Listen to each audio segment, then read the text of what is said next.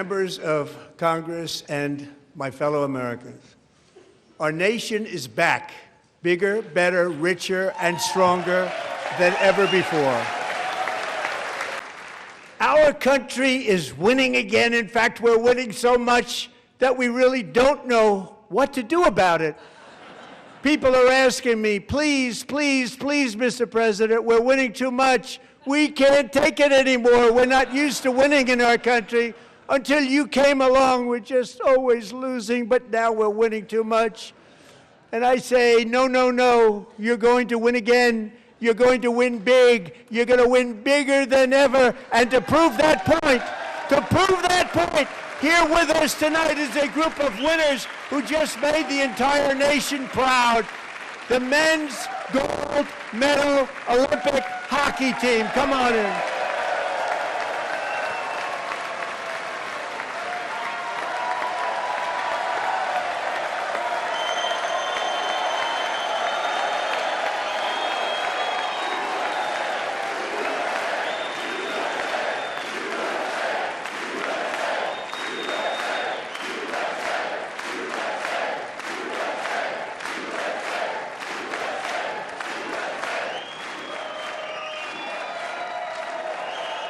In the Oval Office before, and I just want to say a second very big congratulations to Team USA. But I have to say that, and I told them this, and we took a vote of the team. I said, anybody votes no, I'm not doing it. So they stood there, and they weren't about to say no, because I've never seen a goaltender play as well as goalie Connor Hellebuck.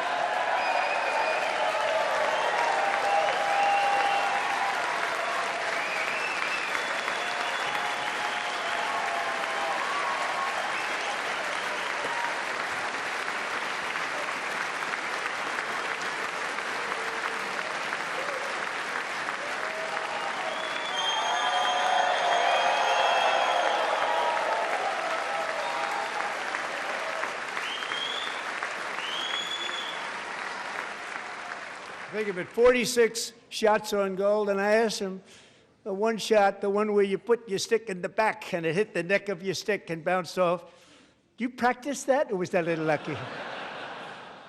He refused to answer that question. But I just want to tell you that the members of this great hockey squad will be very happy to hear, based on their vote and my vote, and in this case my vote was more important, that I will soon be presenting Connor with our highest civilian honor, which we will be given and which has been given to many athletes over the years. But when I say many, not too many, like 12, it's called the highest civilian honor in our country, the Presidential Medal of Freedom.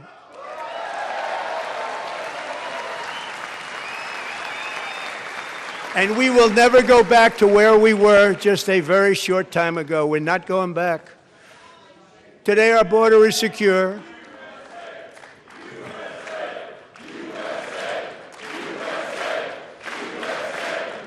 After 4 years in which millions and millions of illegal aliens poured across our borders, totally unvetted and unchecked, we now have the strongest and most secure border in American history by far.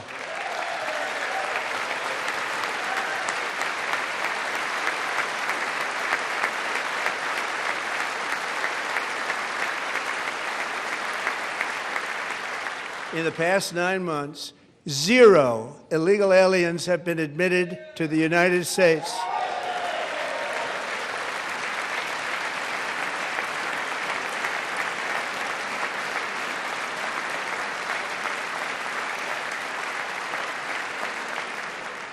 But we will always allow people to come in legally, people that will love our country and will work hard to maintain our country.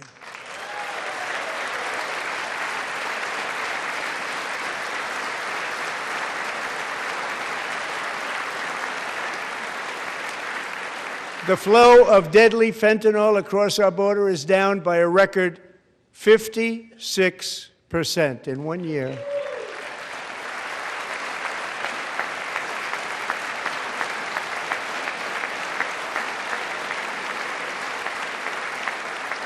And last year, the murder rate saw its single largest decline in recorded history. This is the biggest decline, think of it, in recorded history, the lowest number in over 125 years, year 1900. In fact, substantially before my wonderful father, I had a wonderful father, Fred, before he was born, substantially before he was born.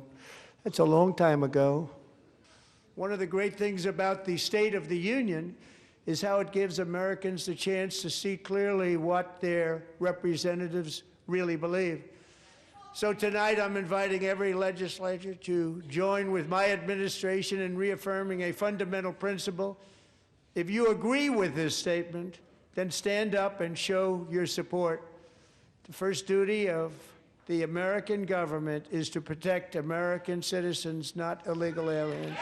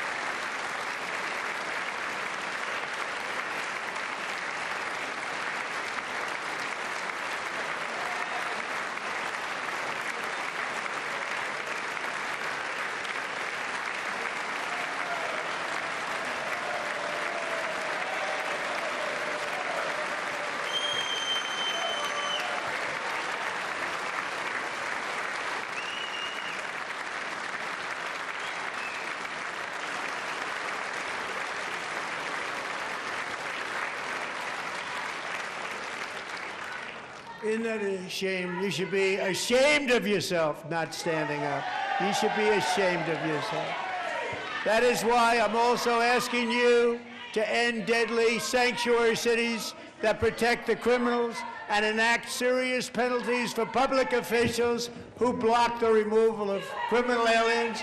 In many cases, drug lords, murderers all over our country, they're blocking the removal of these people out of our country, and you should be ashamed of yourself. Yeah.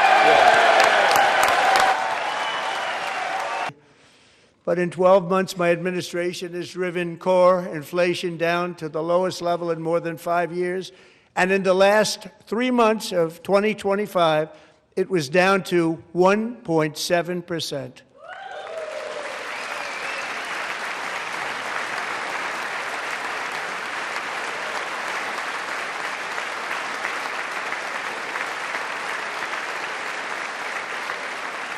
Gasoline, which reached a peak of over $6 a gallon in some states under my predecessor, it was quite honestly a disaster, is now below $2.30 a gallon in most states, and in some places $1.99 a gallon. And when I visited the great state of Iowa just a few weeks ago, I even saw $1.85 a gallon for gasoline.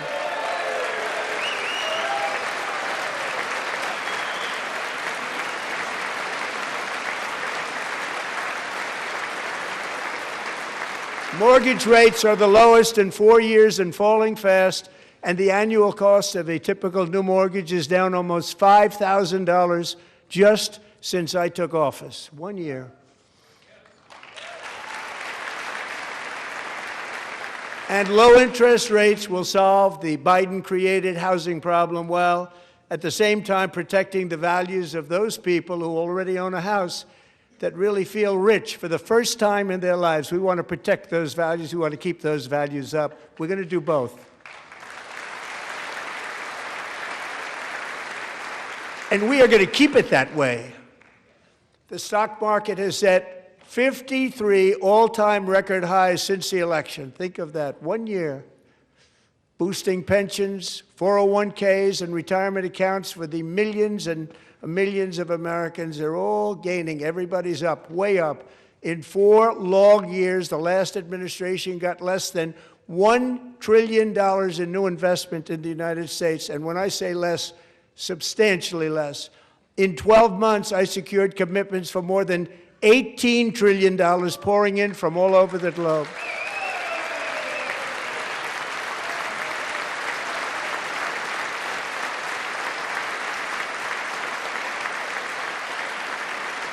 Think of it, much less than $1 trillion for 4 years versus much more than $18 trillion for 1 year. What a difference a president makes.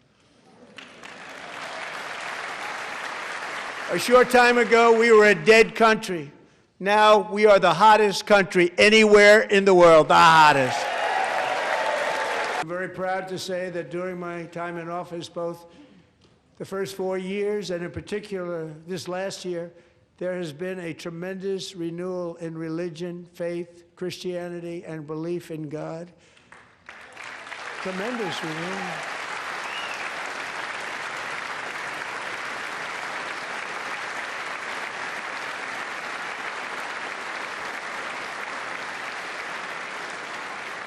This is especially true among young people, and a big part of that had to do with my great friend, Charlie Kirk, a great guy, great man.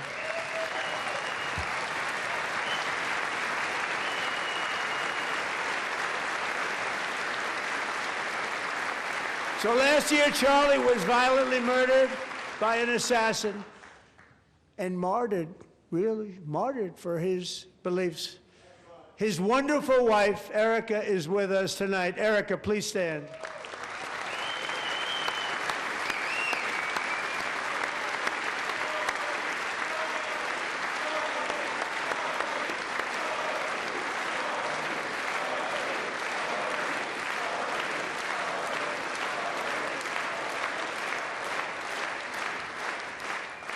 Thank you, Erica. Been through a lot.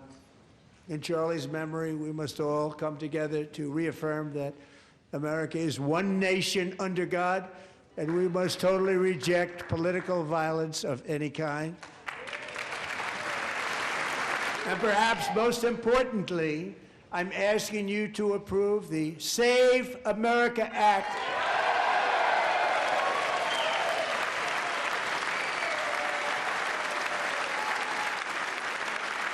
To stop illegal aliens and others who are unpermitted persons from voting in our sacred American elections. That cheating is rampant in our elections. It's rampant.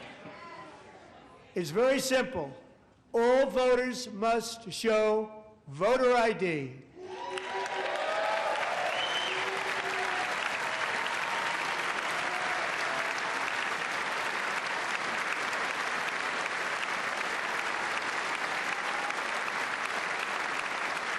All voters must show proof of citizenship in order to vote.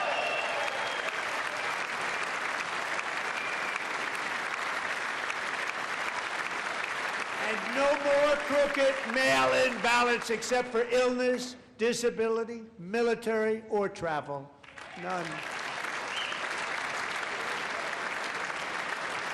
And this should be an easy one. And by the way, it's polling at 89%, including Democrats, 89%.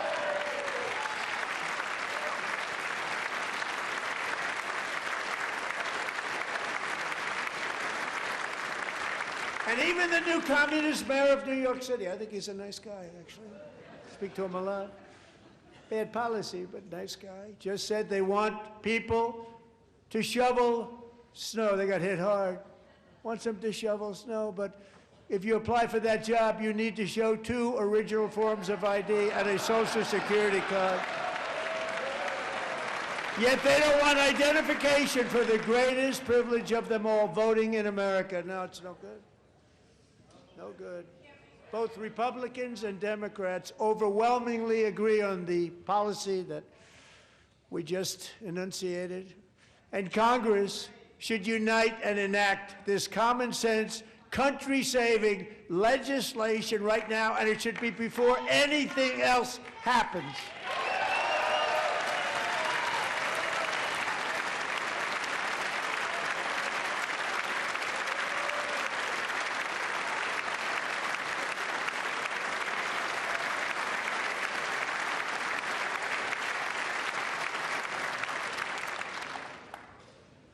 And the reason they don't want to do it, why would anybody not want voter ID? One reason, because they want to cheat. There's only one reason.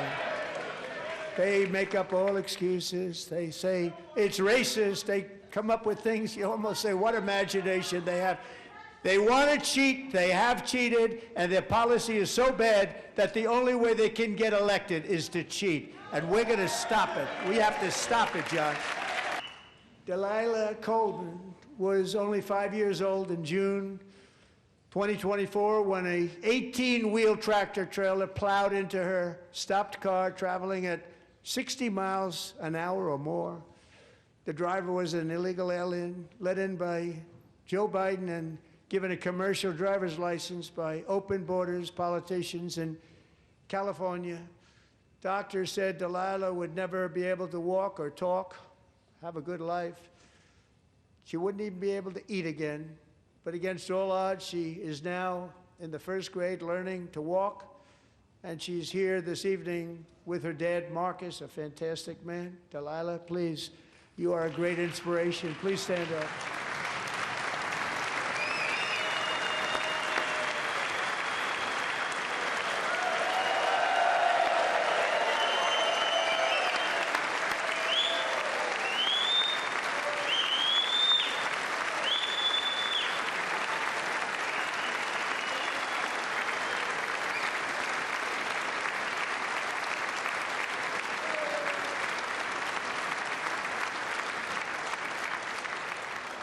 Thank you, Delilah.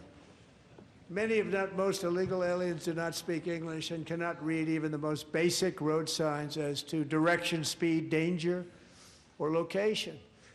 That's why tonight I'm calling on Congress to pass what we will call the Delilah Law, barring any state from granting commercial driver's licenses to illegal aliens. Last year, I urged this Congress to begin the mission by passing the largest tax cuts in American history, and our Republican majorities delivered so beautifully. Thank you, Republicans.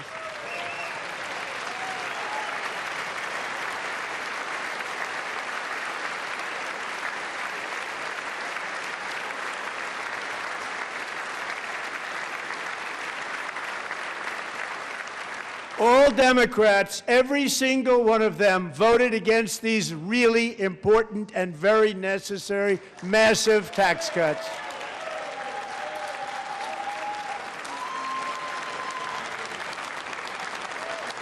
They wanted large-scale tax increases to hurt the people instead.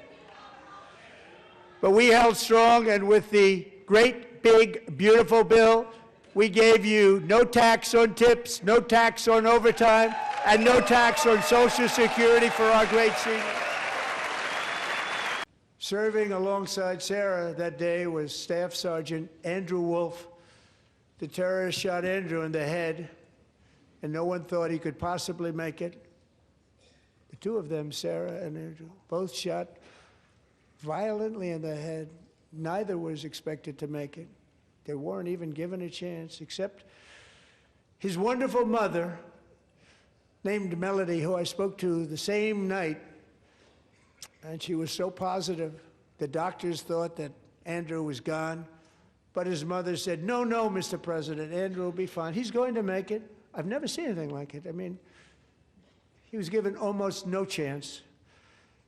She said, I have no doubt, sir, he's going to be okay. This was a conversation that I had with her that night, with her son laying helplessly in bed, blood all over. Everybody is praying, she said, sir, He will be okay. The doctors didn't understand what she was saying. And after looking at the results of the damage done, neither did I. She was so strong and conclusive that even Andrew's great father felt she didn't really understand the gravity of the situation. But she turned out to be right. Right, Melanie? She turned out to be right.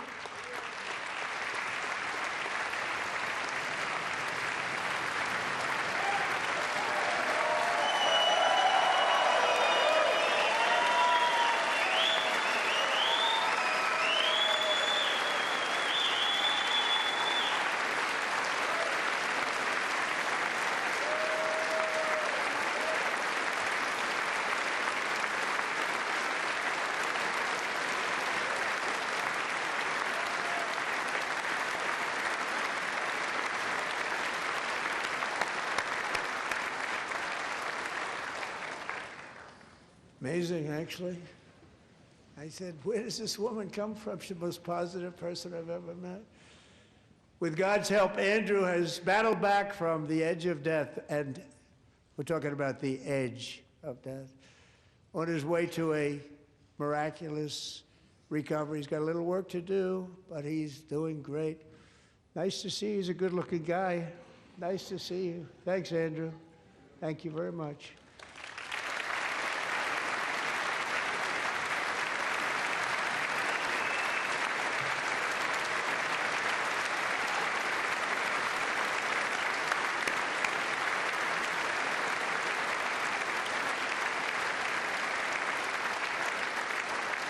So, Andrew, while you're up, now I'm going to ask a highly respected General James Seward to present Staff Sergeant Andrew Wolf and the great family of Sarah Beckstrom with the award created by our late, great President George Washington himself. It's called the Purple Heart.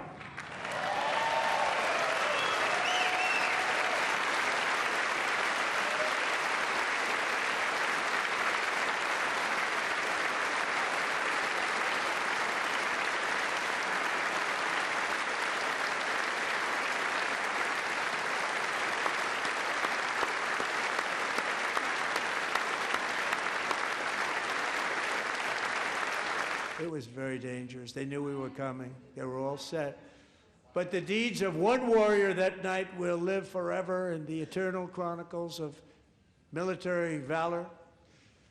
Chief Warrant Officer 5, Eric Slover, planned the mission and was the flight lead in the cockpit of the first helicopter, a big, beautiful, powerful helicopter.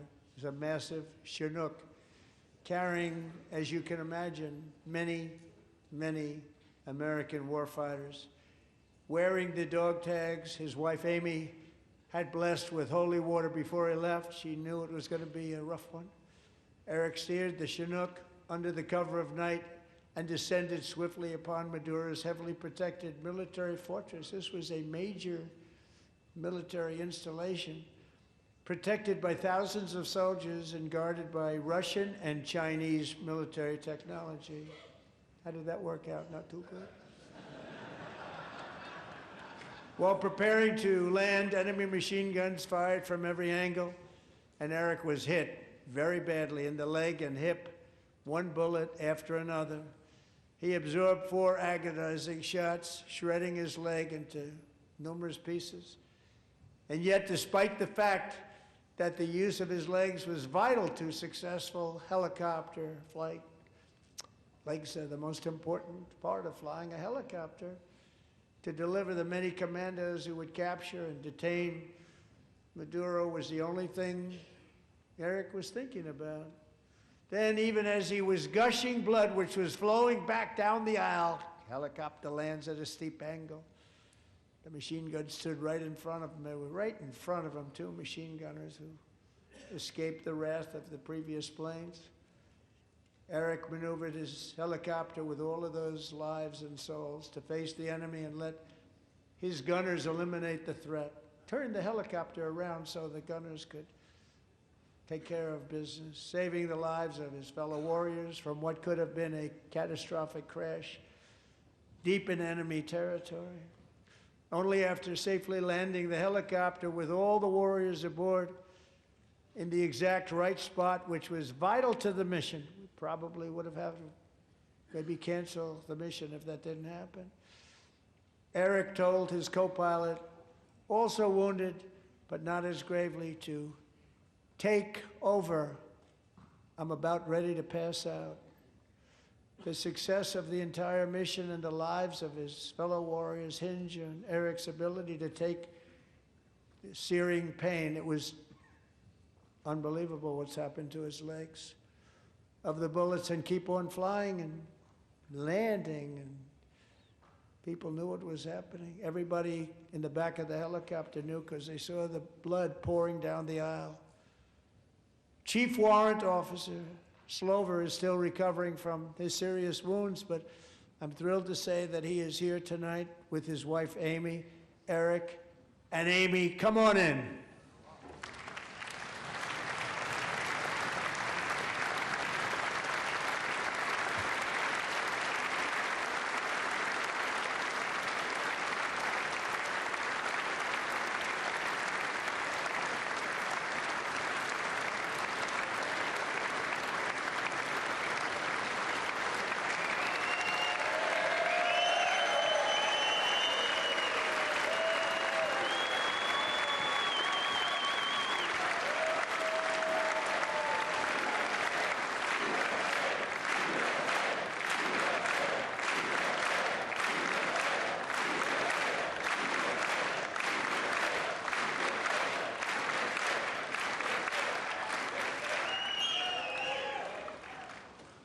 So we have a surprise for Eric and Amy.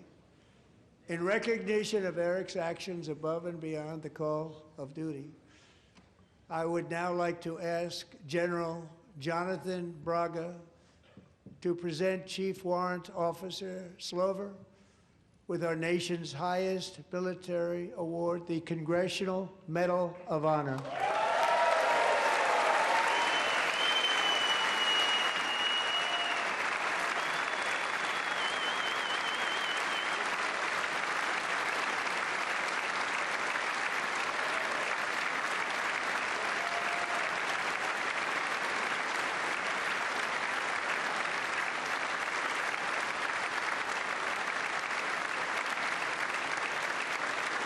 Us tonight is Alejandro Gonzalez. She grew up in a tight-knit Venezuelan family and was especially close to her beloved uncle Enrique. But after Enrique ran for office and opposed Maduro, he was kidnapped by Maduro's security forces and thrown into the regime's really infamous prison in Caracas. Alejandro feared she would never see her uncle again. She feared for her own life also. But since the raid, we have worked with the new leadership, and they have ordered the closure of that vile prison and released hundreds of political prisoners already, with more to come. Alejandro, I'm pleased to inform you that not only has your uncle been released, but he is here tonight. We brought him over to celebrate his freedom with you in person. Enrique, please come down.